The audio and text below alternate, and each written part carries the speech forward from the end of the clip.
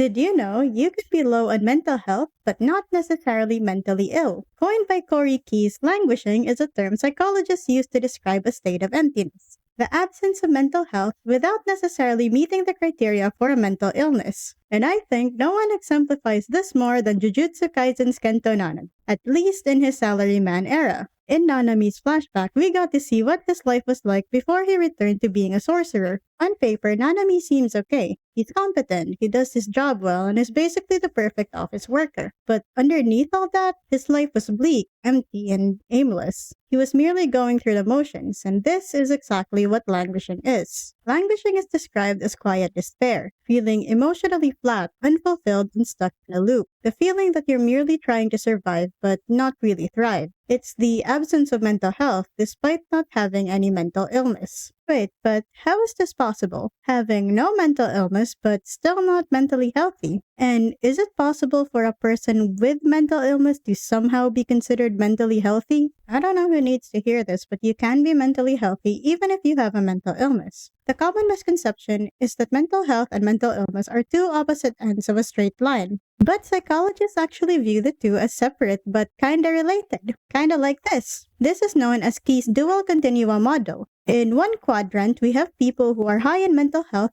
and low on mental illness. That's called flourishing. And in another quadrant, we have people who are low in mental health and yet have no symptoms of a mental illness. And that is called languishing. Being mentally healthy isn't about being free from mental illness. At its core, the definition of mental health according to the World Health Organization is a state of well-being where individuals realize their abilities, cope with stress, work productively, and contribute to their community. So what about you? Do you consider yourself flourishing, languishing, or somewhere in between? When Nanami quit his office job and went back to being a sorcerer, he seemed less miserable. And psychology can tell us why this may be. The self-determination theory by Ryan and Deci hypothesized of three basic human needs that drive human behavior: competence, autonomy, and relatedness. According to this theory, meeting these needs contribute to greater mental well-being. In choosing Jujutsu Sorcery, Nanami was able to meet these needs. In terms of competence, Nanami says it best.